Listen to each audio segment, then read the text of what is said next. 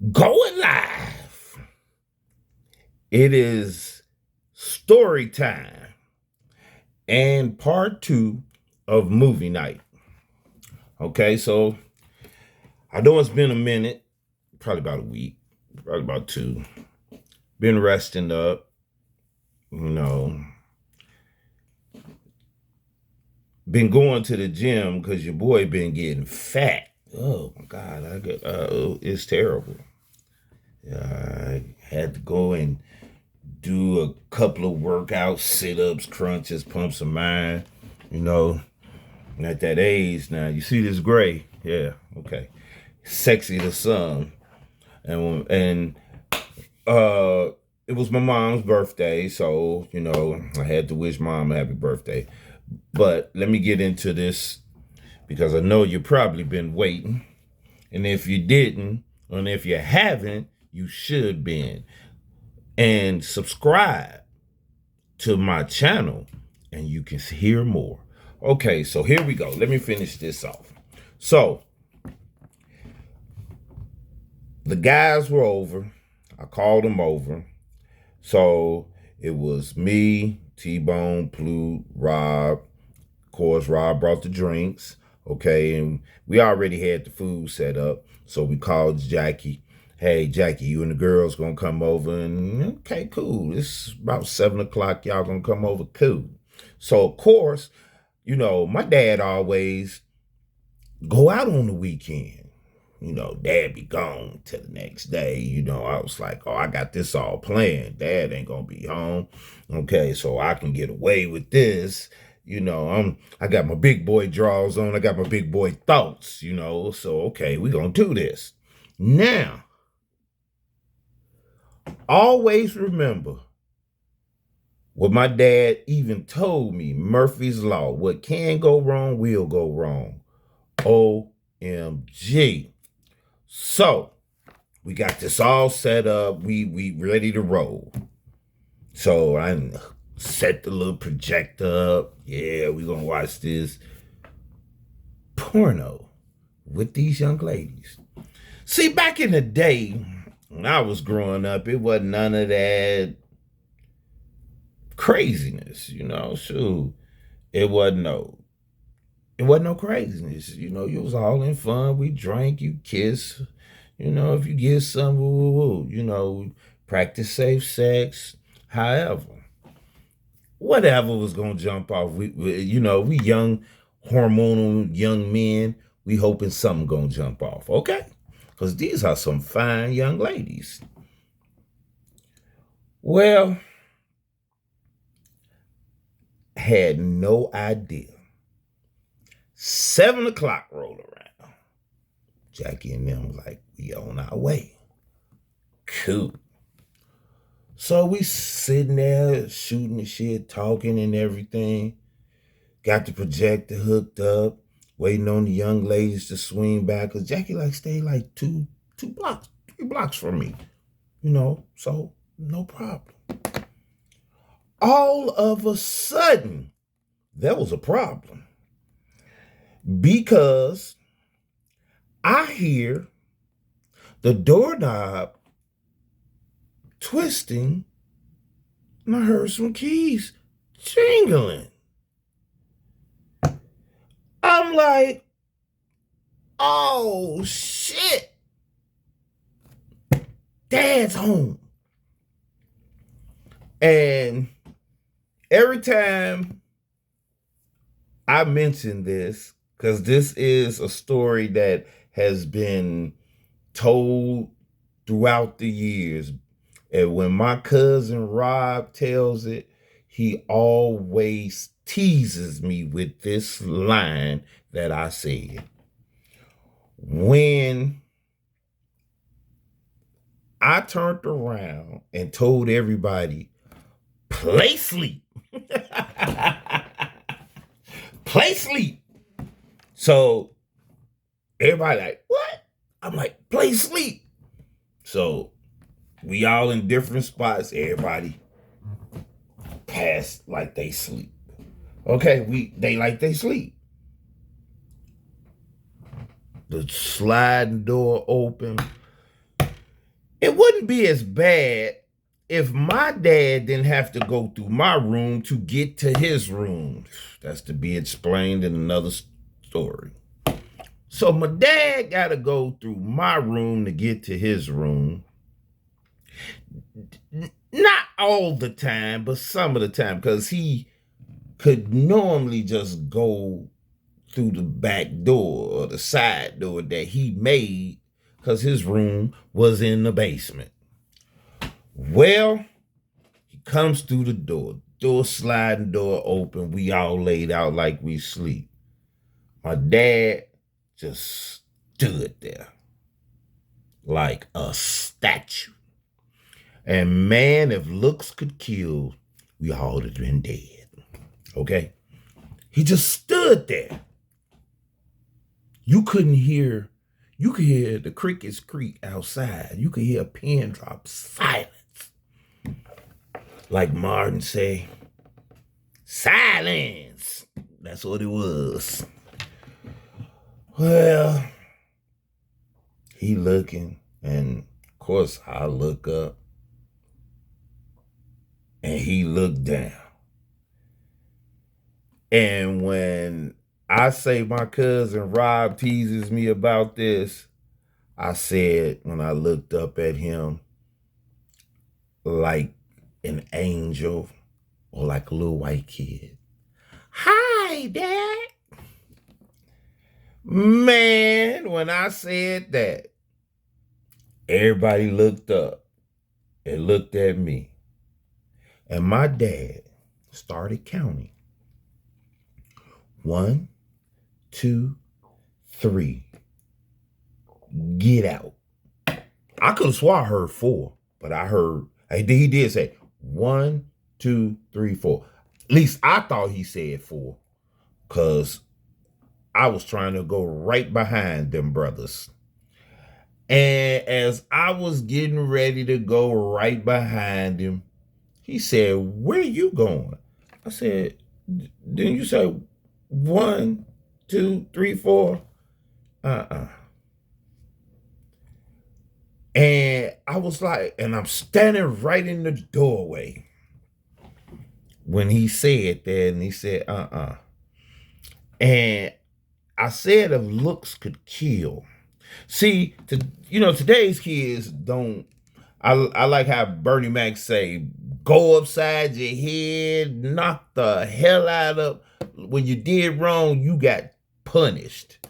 Because, people put in CPS. I think about some of the whoopings I used to get. I told my mama, boy, old lady, them whoopings you gave me, you should just be getting out of prison. My mother's 75 and I'm 55. I still think she should have been just getting out of prison. She should have been paroled on or released on her birthday. Okay? Well, needless to say, yeah, I went out, but I went out backwards. Because my old man threw a right cross, and he didn't aim for the chest. He went straight to the jaw. Woo! Boy, I realized I could take a punch at 15. Because when he threw that punch and it connected, my old man hit me like I stole something. See, I left out when he walked in and stood and stared. He seen the projector, but it was covered up. See, when he came in, slid doors, and I told everybody to play sleep. And I said, "Hi, Dad." He looked over and seen the projector. He seen the silhouette of it and lifted up that cover and seen that projector. See, the moral of this story is that my dad was not mad about me having company. See, he used to always tell me, don't fuck with my shit. See, when your parents or somebody tell you don't fuck with they shit, they say what they mean, and they mean what they say. And I fucked with his shit. And from that's why my old man gave me that pow punch. Because I fucked with his projector. See, after he told me don't fuck with his shit, I was like, woo, dad gonna be gone. I'm finna fuck with this shit. I was like Dennis the Menace. I was always fucking with shit. So I fucked with it. And like I said, the moral of the story is do not fuck with people's shit when they tell you not to. Or you gonna get your ass kicked. It is what it is. All right. Now I'm going into the next story. I hope you enjoyed that one. Here we go for the part 1 of the next story. Well, this was a time, I'll say, I was about, want to say,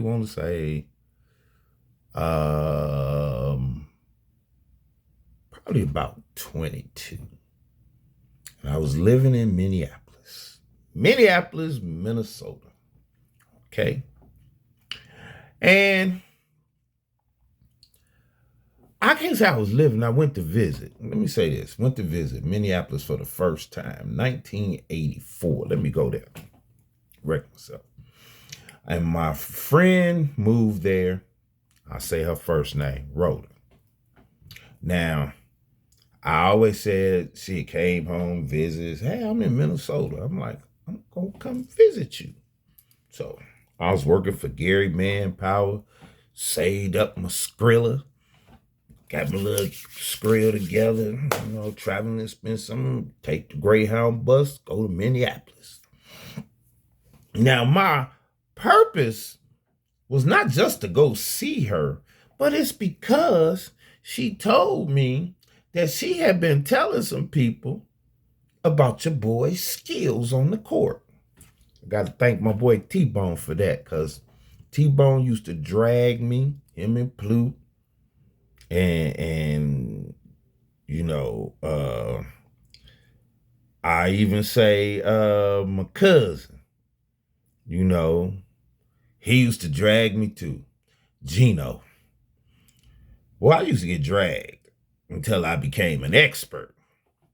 Rob, man, we used to play I used to go to Door Mill and Delaney. And boy, in Chester, my cousins, man, I used to get some whippings. But Stevie, can't leave him out. Steve, boy, them brothers used to give me the business. And each year they gave me the business as we grew up, I got better and better and better. Till I couldn't be touched. Till I made a name for myself. So now I'm getting ready to go to Minneapolis because my homegirl then told these dudes, hey, I got a homeboy back at the crib that'll tear y'all up. I thank and always give praise to Coach Heflin and Coach Miller, Coach Bradley, and Mr. Gaston, and Principal Harden, because they believed in me the whole time when I was in school, when I got kicked out of Lew Wallace and I had to go to Martin Luther King Academy, the adult school. But I was always playing basketball, and those gentlemen would always watch me. One told another one, another one told another one, and I was recognized. And Coach Miller and Coach Bradley got me an opportunity to go to Indiana State, which, man, I wanted to go to Indiana State because I was hearing about Larry Bird, Michigan and Magic Johnson, man. So I definitely want to go to Indiana State. Now, lo and behold, I end up getting my opportunity to go to Minneapolis for a visit. Now, I get there, And the first place Rhoda takes me, after she picked me up from the bus station, was to Loran Park. Now, Loran Park was right next to Minneapolis Community College. This was I don't know how it is now because I haven't been there in a while. But Loran Park was one of the most beautifulest park I had ever seen in my entire life. Real talk.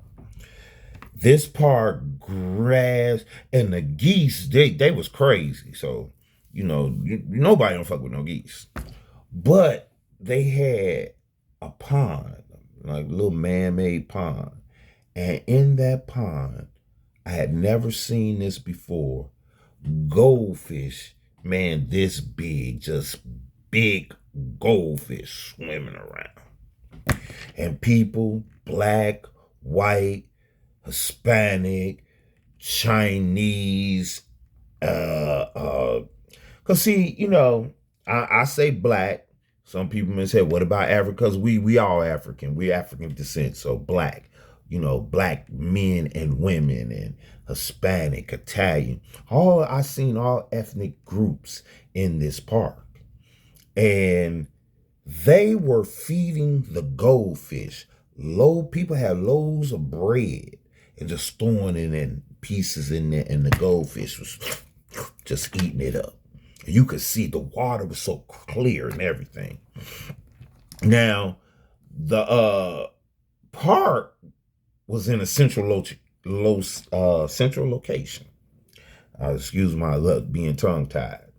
Now, back then, where the park was, and I mean, they had the basketball court was just one court. It was like a baby Rucker. If you ain't never been to the Rucker, you've heard stories about the Rucker, been to the Rucker. The Rucker, man, the Rucker is awesome. And nothing can touch the Rucker. But this park with this one court, people would come from all over, be in the park, sit up little picnic tables and, to watch other people play basketball, pick up games. People would bring their family out, the kids, the guys who had their children, their wives. Everybody come to this park and play basketball. Because off in the corner, they had a little kiddie pool. They had where the kids could get in a 3-foot pool. And they had a swing set, a sandbox. So now, and like I said, it was in a central location. It was right next to the community college. And it was also in an area, in which I could say people, I don't know about the alphabet community, LGBTQ, all that shit back then. Then it wasn't like that. They called it Gay World. This park was in this location of where all the homosexuals lived. Okay, I don't care what nobody say. Everybody got along. Everybody got along, and people played basketball in this park where they called Gay World. But none of the homosexual people, as we say, homosexual or gay people or nobody bothered you. Everybody was in harmony. Didn't nobody, oh, you a fag, you a punk. No, none of that shit. Man, we was out there balling. Okay? So, I'm gonna have to leave y'all with that. Because I'm gonna tell you, when I stepped on the court and Rhoda was like, yeah, this is my boy, I met some of the most influential people while I was there. Actors, comedians, musicians. Yes, because I was in Minneapolis, Minnesota, where Prince, Morris Day, Jelly Bean, just the Prince and the Time, Jerome, Ben, Terry Lewis. Now I'm saying their names because I no stories I have to say about other than these people were there. But I can't say I had the opportunity to play basketball with Jerome and Terry and Prince, and Jelly Bean. These guys could play basketball for real. They really could ball. And like how Charlie Murphy could have his stories about it, I was in Minneapolis 84, 85, 86, 87, 88, 89, 90, 91, 92, 93. I lived there almost like 11 years. And it was a beautiful place. Harsh winters, but beautiful summers. And when they say the state bird is the mosquito, they was not lying. Woo! Don't miss no mosquitoes. But I'm gonna tell you, the exciting time is when I got ready to get on that court. And what I did and the friends I made, I can tell you this much. I'm gonna have to continue this story because you're gonna die laughing. I hope you enjoyed this. Please subscribe. I need more of you watching because I got more stories to tell. Until then, have a blessed and wonderful day or evening, whichever it might be. And I hope you enjoy story time with me. And next time you see me, I'll always say, going live.